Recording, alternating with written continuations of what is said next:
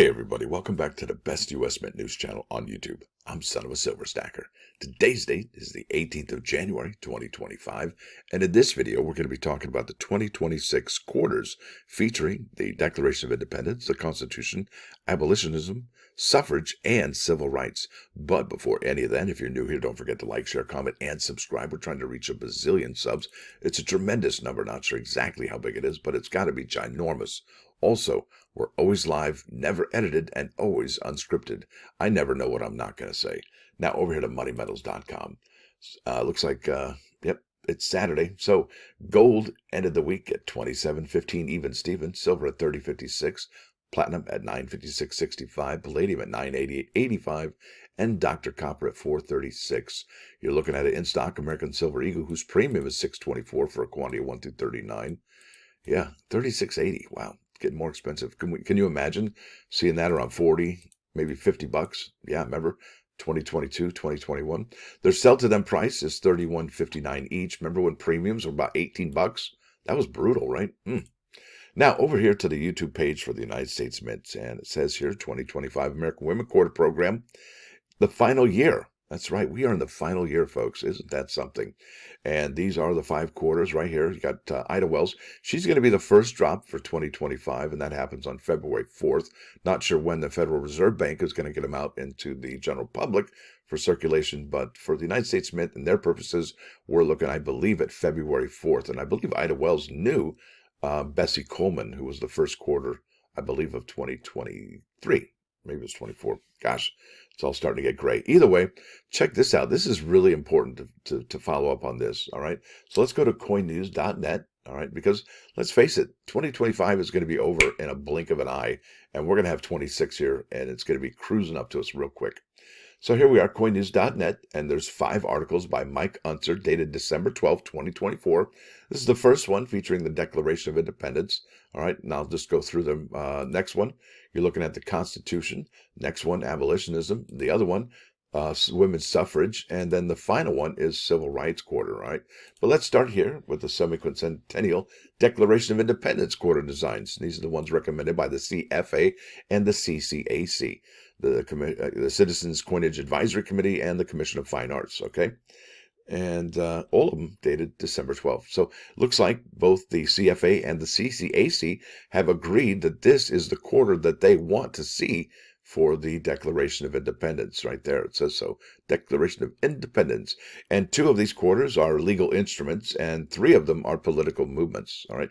So it says here, the U.S. Mint's description for the 26th Declaration of Independence quarters theme reads, as an inflection point in our nation's 250-year history, the Declaration of Independence is America's first and boldest expression of the values and aspirations that define our national identity. Wow, that's so... Sounds like AI wrote that. And it says here, obverse designs feature personified liberty. Some depictions reference the theme of the Declaration of Independence to liberty's garb or symbolic elements, while others are more generalized representations. Reverses commemorate the Declaration of Independence as an expression of the principles on which our government and our identity as Americans are based. And if you go down here a little bit further, these are the obverses they had to choose from, and these are all the reverses they had to choose from. But check it out. I do like that Liberty Bell. That is awesome. And that crack in it's pretty intense too. So let's keep on.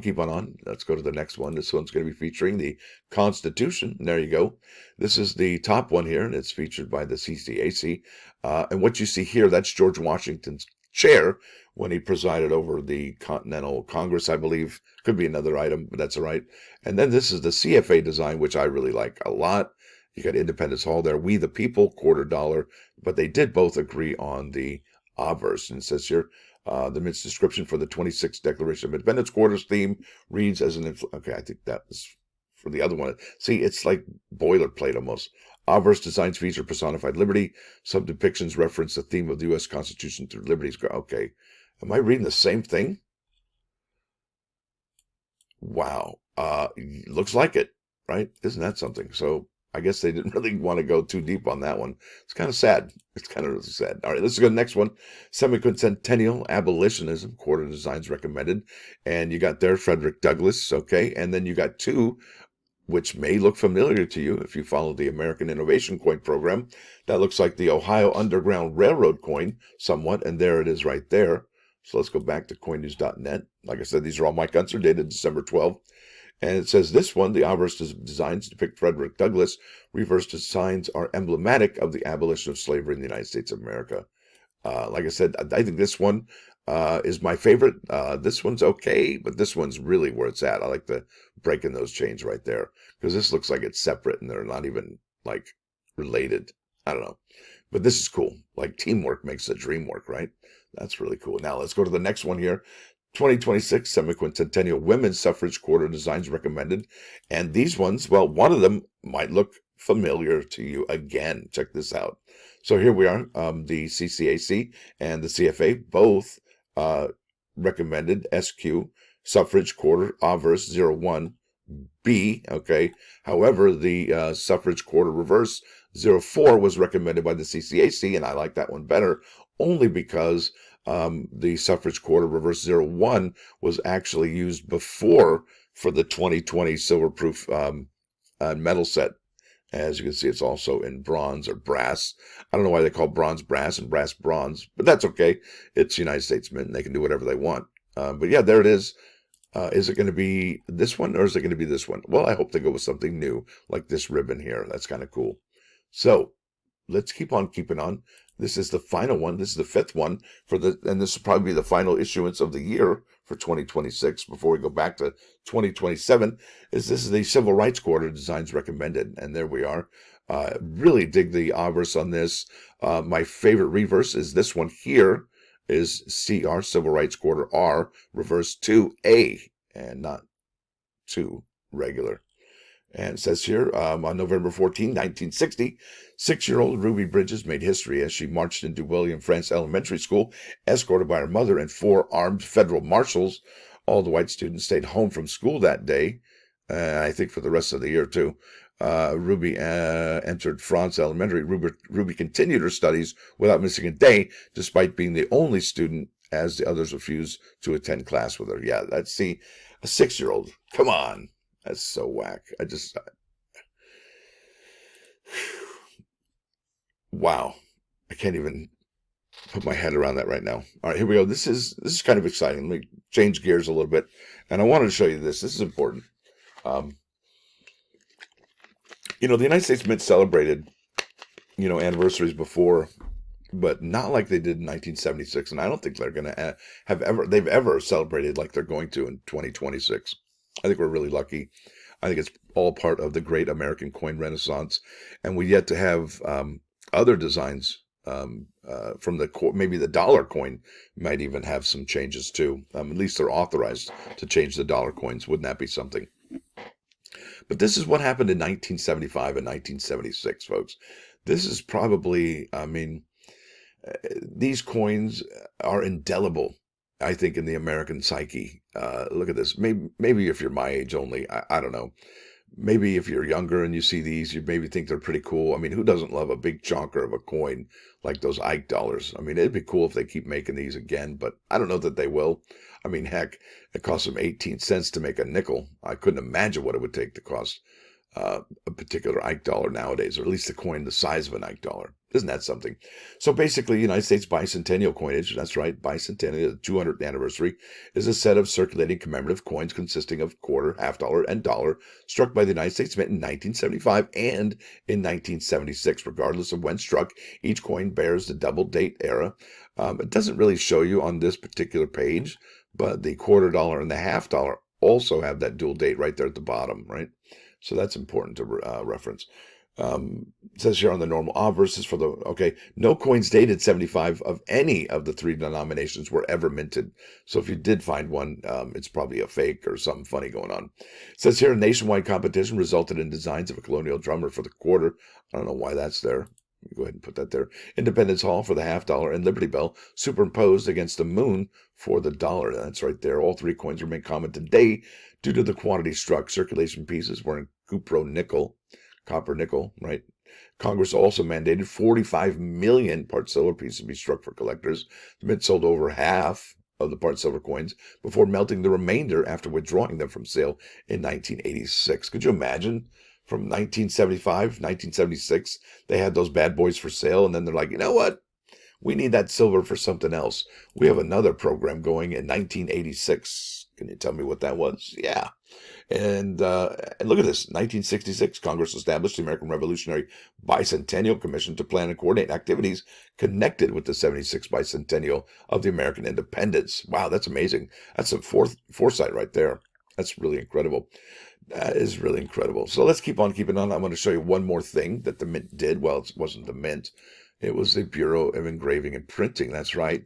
United States $2 bill. And those were introduced in it says here, when U.S. currency was redesigned and reduced to its current size. In 1928, the $2 bill was issued only as a United States note, not a Federal Reserve note, because that changed when they reissued them in 1976 as Federal Reserve notes. Isn't that cool? And there is the Federal Reserve note right there at the top, Federal Reserve note.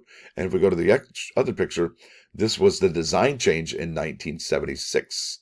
That's pretty cool. Now, is the Bureau of Engraving and Printing going to do any special monies for 2026? I doubt it. And that, I guess that begs the question: is the celebration for 200, this bicentennial, is that more important than the semiquincentennial? What's more important to celebrate, 200 or 250? Yeah, I don't know. I'm asking you. Now let's go to those questions I wanted to ask you. So, if you have here these 1976 bicentennial silver coins and these uncirculated coin sets, for sale right now at these prices, what are the prices going to be once all of the 2026 coins drop? Now, I know that's almost 2 years from now, almost, but really looking ahead is not such a bad idea. And I just got to ask, are the 1976 coin designs better than the 2026 coin designs? Or are we comparing apples and oranges? It doesn't even come close, right? Now, let's go here back to eBay. I did show you that these are on sale. And if I were to buy these things, look at this. That's a score. I would definitely be hunting things like this. An unopened box, never been looked at, never been opened. What? Score. And I think there's another one here as well. There it is. Look at that. $36 for 3 1976 S Bicentennial mint sets with original postage box. Yeah, they get some good money, folks. And if you ever wonder when you get your packages from the mint, putting them in a box is not such a bad idea, right? Especially if you don't open them from 1976. That's remarkable. It's got postage on there. It's got a look at that. It's got the quantity and the date. I don't think that's very nice, but there you go. That's the way they used to do it. That's the way. Now let's go to those plus ones. This is Psalm 32:6. It says here, therefore let everyone who is godly offer prayer to you at a time when you may be found. Surely in the rush of great waters they shall not reach him. And I think what that means, if I'm going to try and wrap my head around this, it means that the faithful ones pray at the first hint of misfortune so that a flood of suffering not overtake them. Yeah, flood. We don't want that. I feel bad for all those people out in North Carolina and California with the fires and the floods, and now the cold weather coming, folks. You guys stay warm, be safe. There's a doozy coming, I'll tell you that right now. So say your prayers at the first sign, the first hint of misfortune, right? There it is. That's what I'm saying. Before it gets here, right? Now, this is 99.9 KOIN Coin News Radio. This is In Excess. It's off the, I think it's Kiss the Dirt, Falling Down the Mountain, Listen Like Thieves album. That's pretty cool. Saw this in 1986, September, I think it was September 9th or September 16th, 1986. Either way, it was awesome. Great concert. Either way. All right, there it is, folks. I want to thank y'all for... Do you remember dates like that, too? I do. It's kind of weird. Anyway, I want to thank y'all for coming. Thanks for dropping by. Don't forget to hit that like button. And if you do like what you hear and see, sub the channel. It's absolutely free. Now, if you want to help support the channel, spend a little dig. It's only $1.99 a month. It's the price of a cheap cup of coffee, and it helps me pump these videos out each and every single morning. Yeah, that's pretty incredible. Try that at home. Stacker out.